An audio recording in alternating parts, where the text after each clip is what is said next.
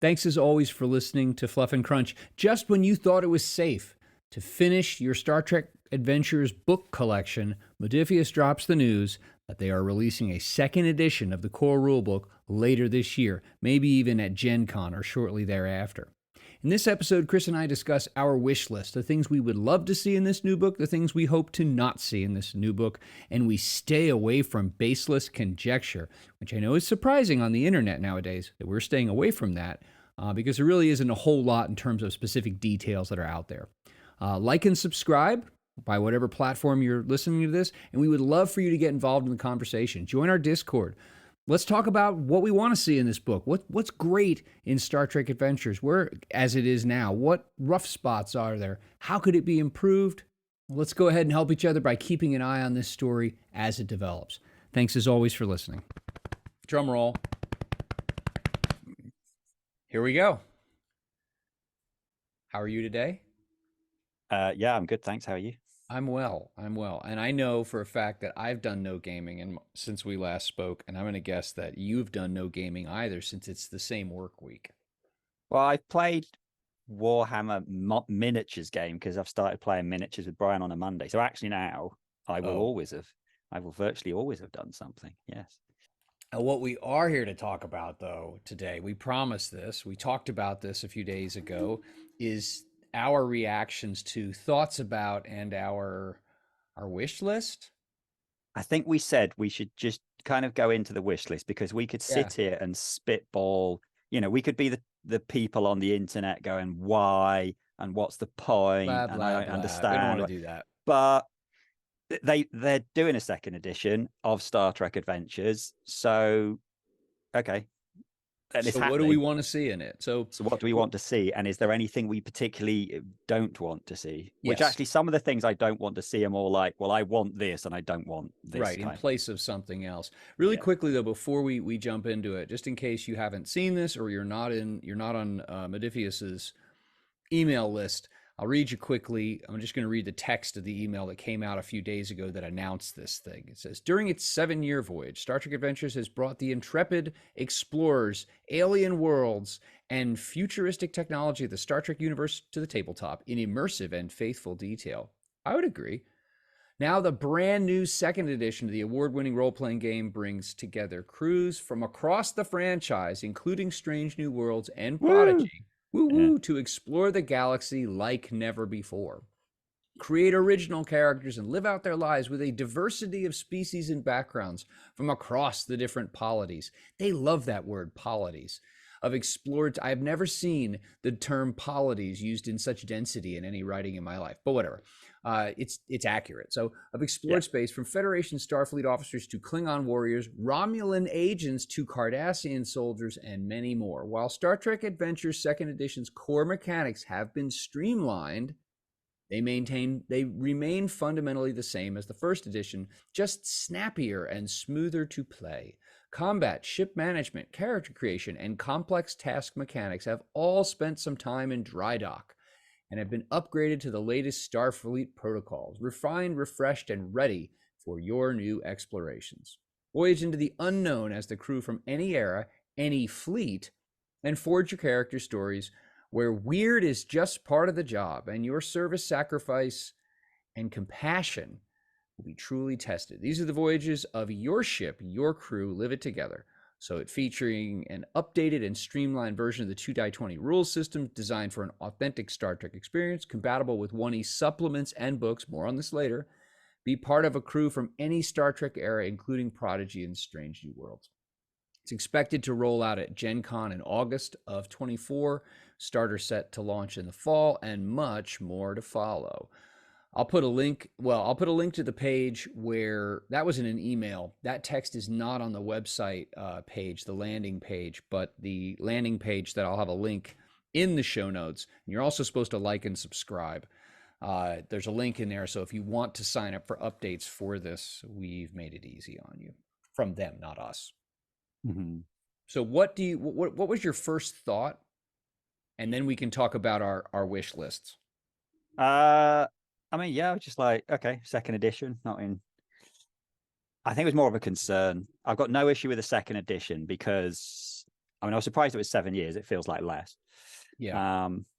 But your average for a role-playing game is between 5 and 10 years. So 7 years, yeah, that seems fine for a new edition. And 2D20 has come a long way since this. It was the sort of third/fourth, because fourth slash, because it came out really soon. I feel like it came out sort of around the same time as John Carter, but probably beat John Carter to market. But after John Carter had the Kickstarter, it was that kind of Yeah. time period.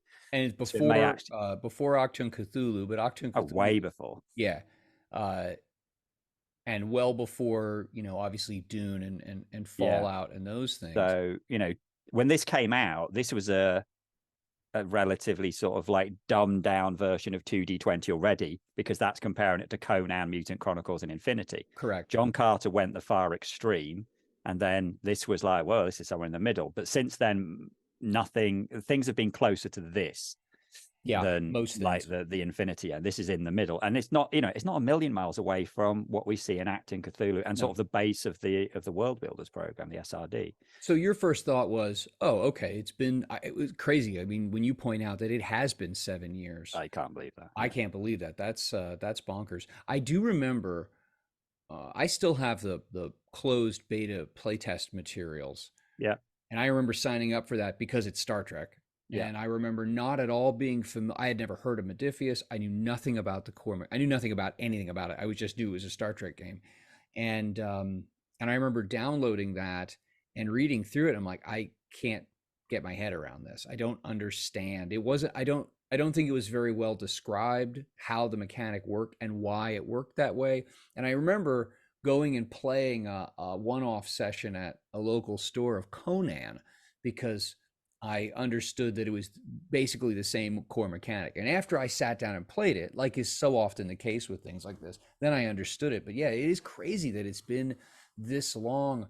My first thought was, yeah, I guess it makes sense. I mean, especially for those folks who've been paying attention, and we've seen how the rules have been not so much refined as in like the mechanics have changed, but that new things have been added in additional books, and the way they explain things and the way they lay out their books in terms of the writing and visually, that has evolved within this line. And so when you look at the stuff that's come out within the last few years, especially the Klingon rulebook and the tricorder box rulebook, and you go all the way back to that Federation rulebook, there's a big gap in how things look and how things read and how things are laid out, in addition to some additional rules. So it made sense. It made sense.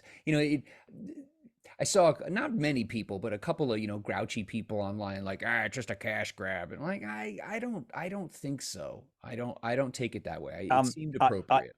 I kind of feel like it is, but it doesn't bother me, because we have heard from men, not just Modiphius, from so many role-playing game developers, and they all say the same thing. In fact, miniatures games developers, when you release a new edition, you make a lot of money. Sure. So you have to release a new edition every now and then, otherwise you are going to go bust, because when you release a new edition, everyone who plays that game, whether they want it or not, will buy it. Yeah. And new Significant people number of coming in. people, the vast majority of continuing players, GMs, whatever, they're going to buy that. It's Yeah, also a I good way get of it. I getting don't have new a problem people, with because that. there'll be people who go, I want to play Star Trek. And then they go, oh my God, there's 15 books. I'm guessing. I have no idea. Where do I, obviously you start with the core, but, oh, but do I need all this other stuff? And it puts them off. Now, when you have now it's one book. Yes, there's It's a clarity. really good jumping on point. So actually having a new edition every now and then, it is a good thing in general. Yeah. So I don't begrudge them the fact that, if that was their reasoning, fine, doesn't bother me. This is the game that I am guessing does the best for them. So yeah, that's my release a guess second too. edition. Now, what's your thought? What's your thought on what I just read? What little they've said, and I don't, obviously this is something that they're going to tease out over the next several months worth of, marketing promos and things like that, and information, dribble of marketing information. What do you think of what I just read? What they say is going to be in it? What do you think of that? Well, there's four main things that I'm going to go over. Since you read the whole thing, I'm going to go over all four. And you'll probably agree with them. The first one is that they keep making reference to Strange New Worlds and Prodigy. Strange New Worlds, I think, fair enough because it's the kind of the main new thing, but it's also you could play that now. There is nothing stopping you. Strange New Worlds is just original Star Trek, so I don't really see that. Other than it going Strange New Worlds, it's not really a selling point. You could do that now. Why they keep mentioning Prodigy, I have no idea. It's like it's a kids program. Does anyone watch it? However, I wonder. I mean, the Lower Decks book seemed to have been, at least in terms of the chatter online, the sustained chatter online, and on the Modiphius Discord, the Lower Decks book seems to have been very well received. So there are very different audience. Yeah, but there are sub audiences within the Star Trek gaming community that they really seem to dig that. And my guess is that there's probably a sub audience out there that and plenty of people who would really want to play Prodigy. And I know that there was a lot of tooth grinding over its cancellation. Whatever. I mean, I don't blame them. I think that I think Strange New Worlds, I don't have a problem with I mean, the last time I ran Star Trek Adventures, we were running it during that era, and the closest thing to it was the Discovery book, which had some content from it in. But I don't mind when an official property goes ahead, like when the Command book came out, and some of the other books that have come out over the last few years, and there are more ships that I recognize from the movies and the TV series. Yeah, could I actually just run those as the character? Could I? Yeah, I could do all that. But it's nice to see their official spin on it. So I don't begrudge them that. I know. I mean, I think it's more marketing spin than anything else. But it doesn't bother me. The big one, or one of the big ones that's done, is the fact that it isn't going to be just Starfleet anymore. Now, it could have just said you can play from a variation of species, but it actually makes it very clear you can play Starfleet or Klingons in the Empire. It doesn't say it, but that's what I'm implying. Romulan agents and Kardashian soldiers. So instead of just, and many more. The first book was just Starfleet. Yeah. Just Starfleet. So this implies you're going to be, it's now it's a Star Trek game. Really, the first one should have been called sort of Starfleet Adventures, because if you wanted to do something that wasn't Starfleet, tough. You really couldn't do. You could. Just like you could play in any era, you can just reskin things. Now, having the written up rules, like the Klingon rule book, is really good. There's a lot of really great stuff in there about Klingon culture and Klingon society and stuff like that. And so they build that into the life path, and the house creation mechanic, I think, is really neat. So, yeah, could you do that on your own for Romulans and Cardassians? Sure. Would it be nice to see their spin on it? I would like to see that, because the stuff that they've done thus far, I think, has been quite good in terms of like what they've done with the story content. But yeah, I agree with you completely. They could have called the original book Star Trek Adventures Starfleet Core. And then we have this thing where it says it twice, the core mechanics have been streamlined. Yes. And it says that again later, an updated and streamlined version of 2D20. Designed for an authentic Star Trek experience. So yeah, that's the one that sells my alarm bells ringing. But I guess we'll come back to that. Okay. What we want. And then I think the last thing is the fact that he does say it's compatible with first edition supplements. Now, again, that's something I guess I'll talk about later. But so those are the four things that stand out to me as being like, I mean, one of those is not really an important thing, but there's a big addition to it. But then, are we losing stuff? What do you mean? Well, I think we start going to it. So let's say things. Essentially, do we want to start with things we want to see? Actually, I don't think it really matters. There's things we want to see, and there's things we don't want to see, and we want to phrase like that. Our wish list and our non-wish list is things I don't want to see losing the game. And well, actually, before we dive into that, I think your question, like for me, I think it's pretty obvious here that you're right. This is if how they are describing it and the clear, valid inferences one would draw from what's here in this copy, this is going to be a Star Trek game rulebook and things, supplements, not a Starfleet. So I think that if they were to, if this game were to come out and there were no rules for making Romulan something or other, people would be like, wait, your copy, implied that. I think the biggest question mark here, and I don't see, sometimes people that has a negative connotation. I just mean it's a question mark. Is this updated, streamlined, designed for an authentic Star Trek experience, and then compatible with 1E supplements? We know absolutely nothing about that.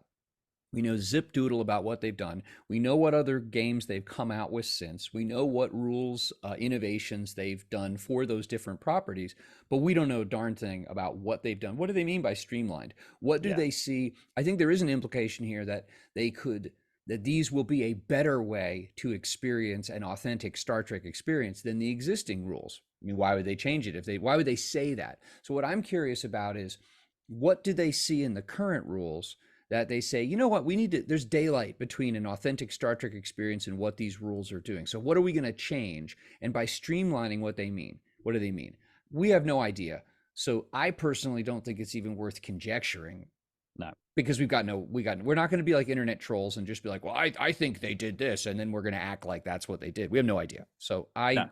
I'm cool That's with what I wish said. lists and wish So not I think lists. my first wish list is that I have two.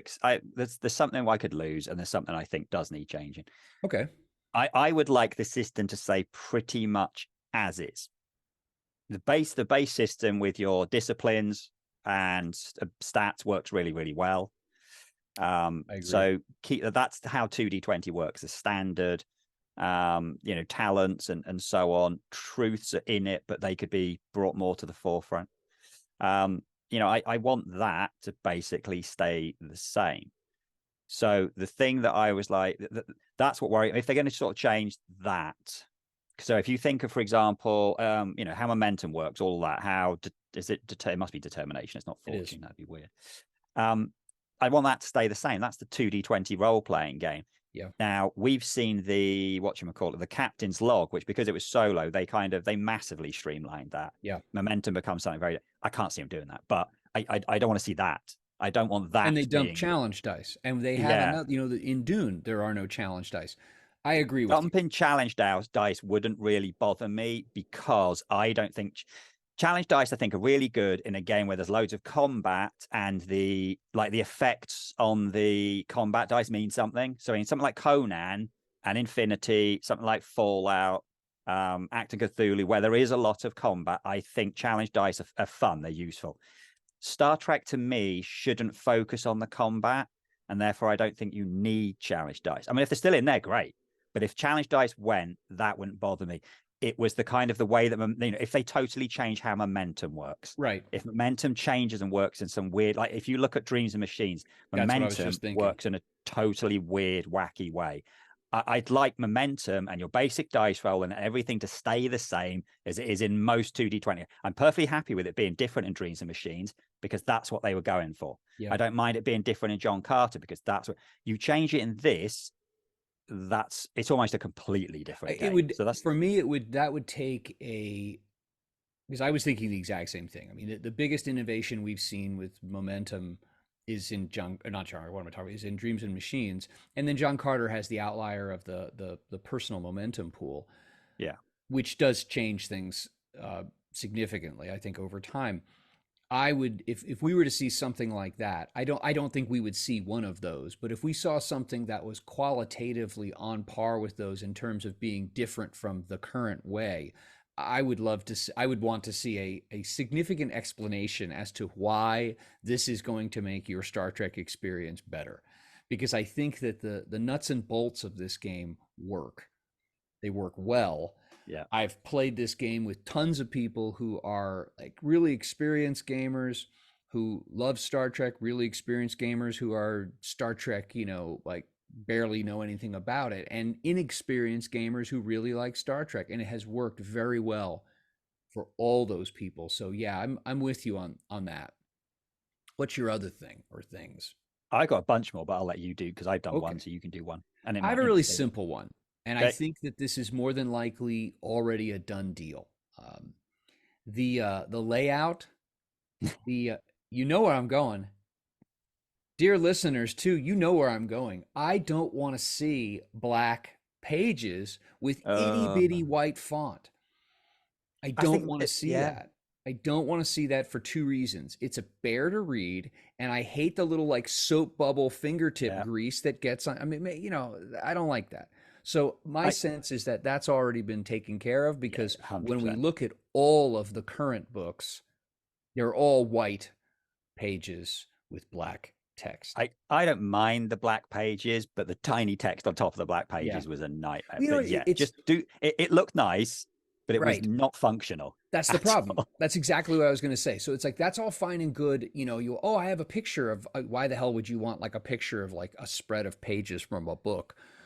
But yeah, I want to see 100%. that. Yeah. I desperately want to see that gone and as you Yeah. would say, binned forever.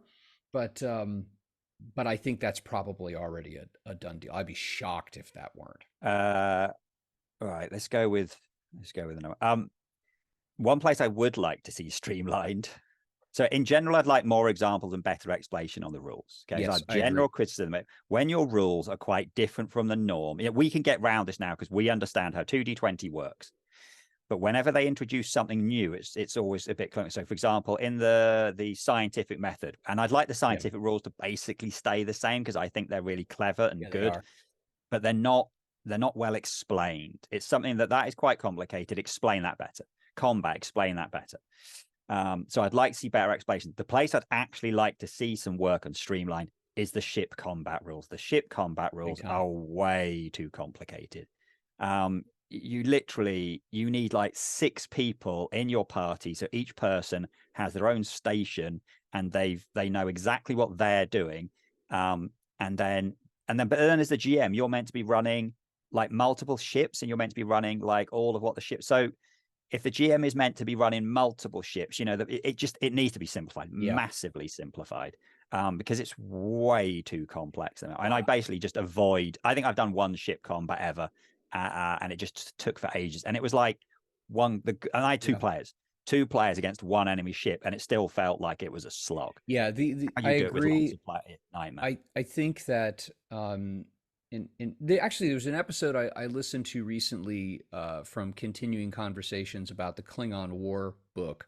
They were talking about are you giving me the bird? Anyway, um they were Not talking about intentional. the ship combat and some of the things that they did in there for streamlining purposes, and they I agree. The ship combat needs to be improved and refined. I think it needs to be improved in terms of the rules themselves need to be altered and revised so that it is easier to understand and easier to run and doesn't bog down at the table. The second thing I think that needs to happen big time with the Starship combat rules, and I hope for, is that they are better explained. Yeah, And because Starship Combat, you put the word combat in there at a tabletop RPG session, and the thought is combat. Like I'm doing stuff. I have my sword, or I have my gun, or I have my like wire foo, or whatever. Starship Combat's not like that.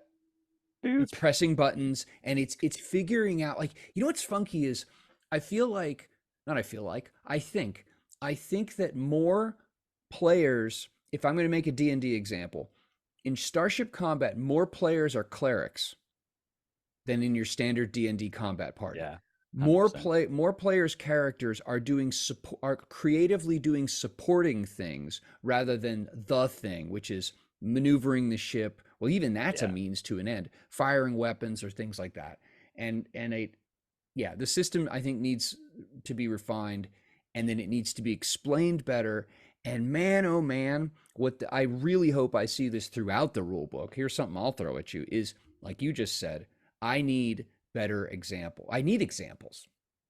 It's something that I've been over backwards to do in Eris, and I'm doing more of in this revised edition, and I really need them to do that. Like when yeah, you introduce a complex system that has multiple like sub pieces and parts, I need a short example about most of those parts, and then I need a big comprehensive example that ties them all together. They need to do that, especially with Starship Combat, because people coming in from other kinds of games need to get their head around it. And just reading informational text is not going to, I don't think that's going to do the trick. So I hope to see that. what's your next one? Oh, my next one. Um, it's obvious, like you said before, that they seem to be making this to be a true Star Trek game, not a Starfleet game. Yeah, Um, I still think that the lion's share of Star Trek is Starfleet, yeah, right? And so I anticipate that I will see more of a balance, more different possibilities for story types and story settings included, but I hope that they don't try to balance it as if all of those are equal. Yeah. If that makes like, because this post scarcity, utopian, I mean, as dopey as it is, hopeful future. That's not the dopey part. The other stuff is dopey, but it's still nice. It's nice to imagine. That's all Federation stuff. Yeah. And so what make like the heart of Star Trek is Starfleet. It's Yeah. not Romulans backstabbing each other or Kardashians backstabbing each other or Breen shooting one or other people or Klingon, it's not. And so all those other um backdrops, settings, cultures, whatever's, play styles, they serve as part of the Star Trek universe, but they also serve, I think, to spotlight what makes Federationdom good. Yeah. And so I hope they don't try to just treat everything like it's like everything's equally represented. Well, No, I doubt that they will. I think it'll still be more Starfleet because they will be talking about all of the different things, and every single version of Star Trek is still Starfleet is Yeah. the main thing. I mean, even in Picard, where he's technically not part of Starfleet, and like it's all still Starfleet adjacent. We're not having a thing where the main characters are like Klingons or Romulans or something. One thing with that, though, is that they are going to have to add in some rules that do not exist at the moment, which is basically buying stuff. So at the moment, there is no like kind of economics, money stuff at all. If you get given stuff based on your missions and it's all on the ship kind of thing. But now, if you can play as Klingons and Romulans, well, as far as I know, they all use money, and the Ferengi definitely use money. What? Yeah, obviously. And what if you wanted to play as a merchant or some kind of a freelancer or Yeah. something like that? Like that I think that needs to be accounted for. I agree. I mean, I don't want to see it. It's like Traveler does money stuff the way Traveler does, and that works for Traveler. I don't want to see that for Star Trek, but I'd like to see that included. Yeah. So my next one, and it's the one I don't think I'm going to get. I like the kind of life path this character creation. Now, Star Trek's character creation isn't as little life pathy as some other ones. It's much compared to Infinity and Conan, where it's super detailed. It's much more simple compared to that. Sure. But I like Conan the idea especially. of like, you have a planet you start on, and then you have sort of what you did when you were younger and your background, and then you have, where you went to sort of your training, and then, that kind of thing. You have like a chart for stories that happened. But that's a Starfleet thing. Now, if you're going to have that life path generation Correct. for Starfleet and Klingon and Romulan and Kardashian, it's not going to fit. So realistically, if you can't have it for all of them, you can have it for none of them. So I'm worried that you're just going to be like, pick a species, pick an archetype, and the archetypes will be shared across them. And there'll be some which are like, and it might just be literally species, archetype, sort of background. That's it. And so it'll be a much more, because they have to have a character creation that suits completely disparate the polities, like the word it used, which I think is going to be a shame, but I don't see another way around that. Well, okay, maybe here's optimism. I agree. I think that the life path in the core book is a Starfleet life path, really, obviously. In the Klingon book, it is a Klingon life path. I think that if you try to pan out and create a generic life path, it loses its story value. Yeah. Now, the Klingon rulebook, as compared to the Federation core rulebook, is, I forget exactly how much thicker, but it's like 30 or 40, 20. It's a good chunk larger. So perhaps they are going to include that. Maybe they're not going to, and then, like I said, pure conjecture. Maybe they're not going to like go nuts about it. Maybe they'll still point back to the Klingon book and say, if you really want super duper Klingon stuff, go there, buy that book. But I would expect I agree. that. I hope that they don't go generic on the life paths. I hope that they provide a way to keep that specificity. The degree to which they choose to include Cardassians and Romulans, we need to see life path stuff that's not just generic. I'd love to see it still in there. I just don't see how it's feasible. So my gut feeling is you remove that, you have basic character creation, and then you can release a Starfleet book and a Romulan book and a thingy book, which build on top of that. Kind of like we saw in Conan, where you would have your, you had your base thing.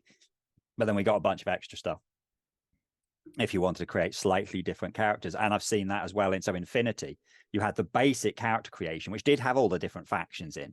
Right. It had all of the different factions in the character creation, but then you got a separate faction book that went into more detail with more options for each faction to like make them stand even That more would seem out. like a pretty traditional RPG approach in terms of how different blocks of content are divided and packaged for sale. That does seem that way. So perhaps that's gonna, who knows?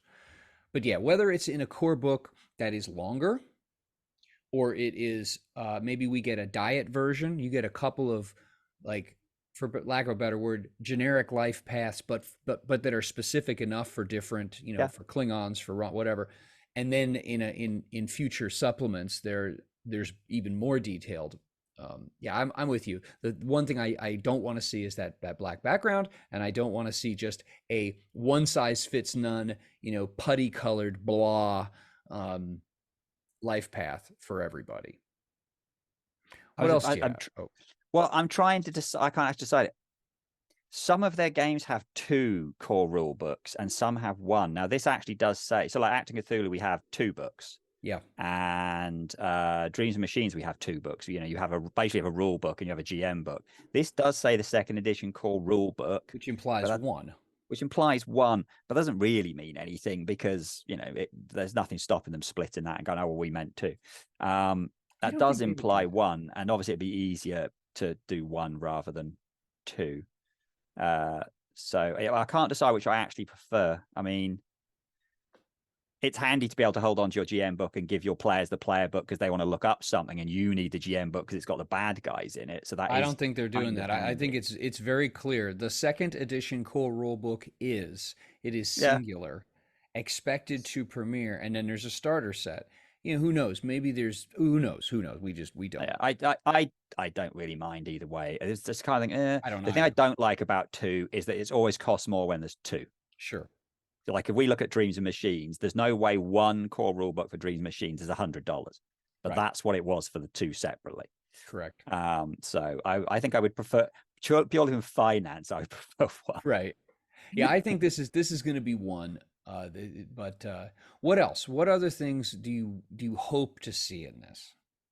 Yeah, I mean, I think it's mostly it. I don't want to see massive, partly because if there's massive changes, all the 1st edition stuff becomes, well, it doesn't come out completely useless, but it feels like it becomes like. Now, from what I understand, when it comes to compatibility, it says compatible with 1E supplements and books. More on this. From what I understand, there is actually a conversion. Yeah, see, that's the thing. There's a difference between compatible straight out of the box and having to do conversions. And it sounds to me, and I could be wrong on this, but it sounds to me, based on what I've heard, that there is some degree of conversion that has to take place if you want to do it rules as written. That's my understanding. But I mean, that's why it could be as simple as, actually, we're massively changing how ship combat works, so all ship stuff is now different.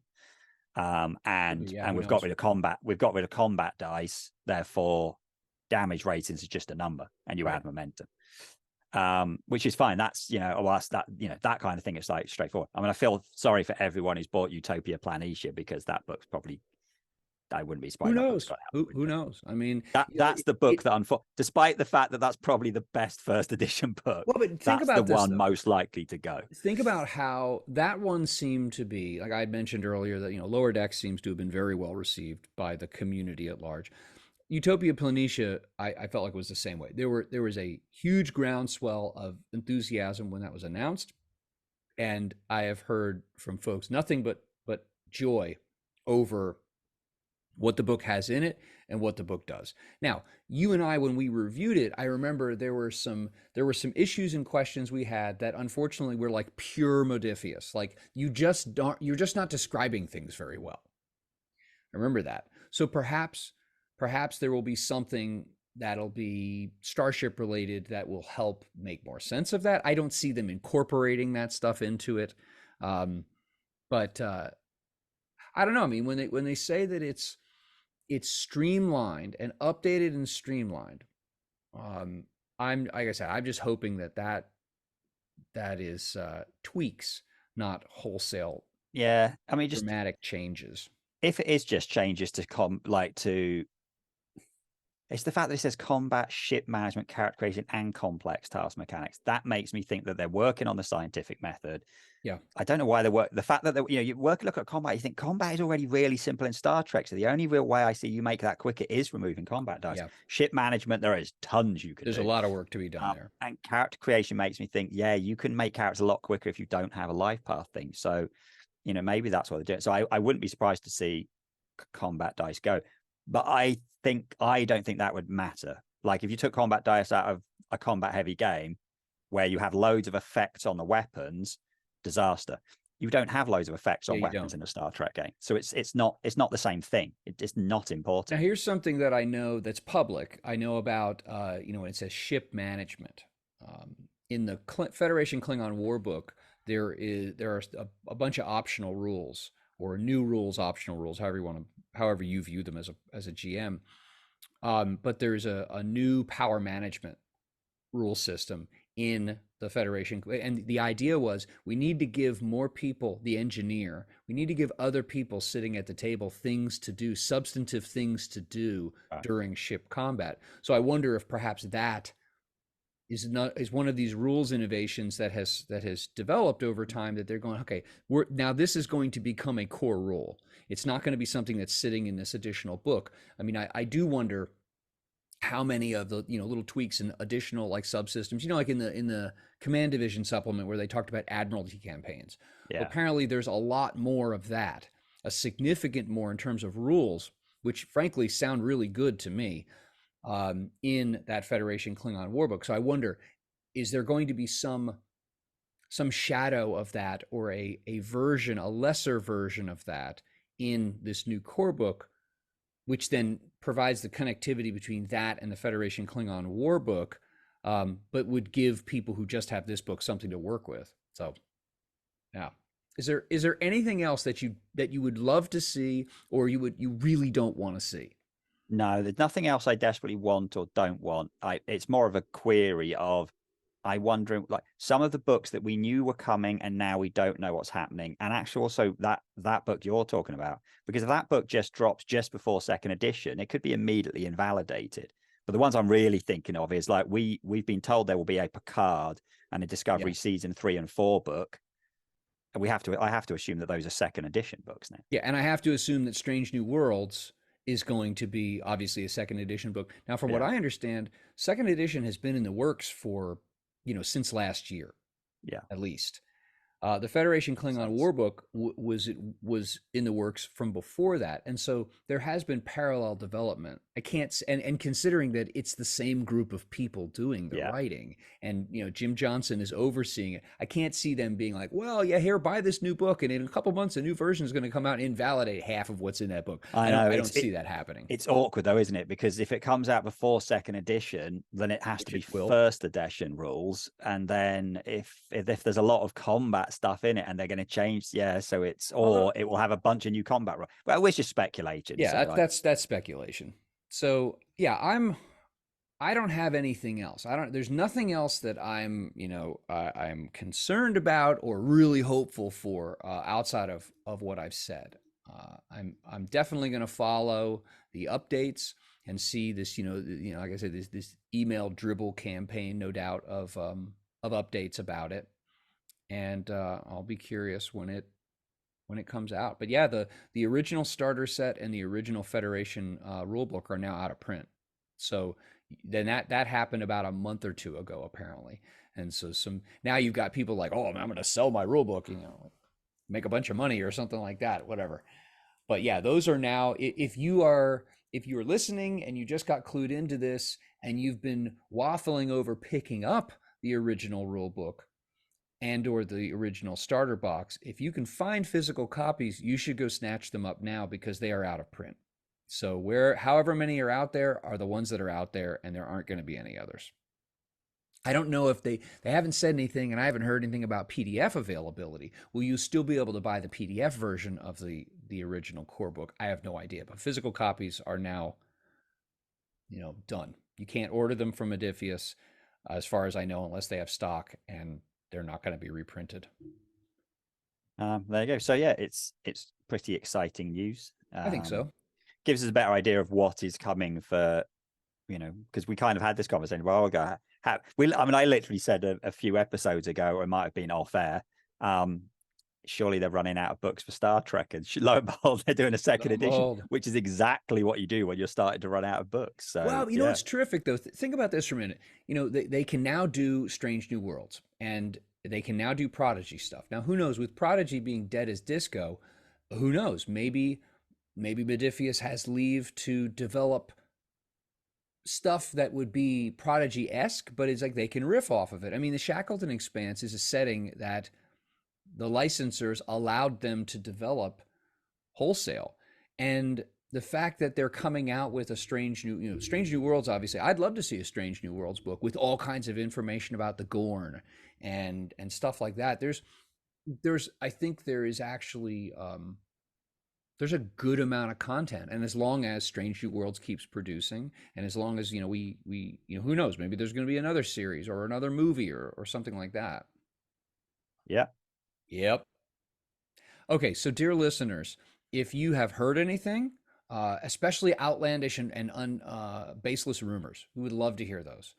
No, it's not true. I'll edit that out. Well, speaking of outlandish and baseless rumors, I heard that there was something else they were working on, but we'll have to leave that for another episode. Oh, no, we can mention that because that's public. That is a Discworld set of games, including a Discworld RPG based on, was it Terry Pratchett? Is that his name? Yeah. Yeah. His series of books, which I have read none of. Why did you tell me that? Because I saw it. And I thought you might. Have you read any of them? Yeah, well, that's a whole nother story. Okay, so that's a whole nother story. So we'll table that for now. But yeah, Modiphius is busy doing all kinds of stuff. Yeah. So if you've heard anything as this evolves, as this develops, this whole Star Trek Adventures thing, get involved in the conversation. I would love to know what's your wish list of things you would love to see in this rule book and things you would desperately don't want to see in this rule book. Just out of curiosity. Yeah. Drop a comment, join the Discord, and let us know what you think. Like and subscribe. Like and subscribe multiple times. Like vote early and vote often. That kind of thing. There we go. Thank you, as always, for listening to Fluff and Crunch. You can join our Discord, you can subscribe to the podcast, you can subscribe to the YouTube channel, all through the links in the show notes. Thanks again. Have a great day. We look forward to talking with you.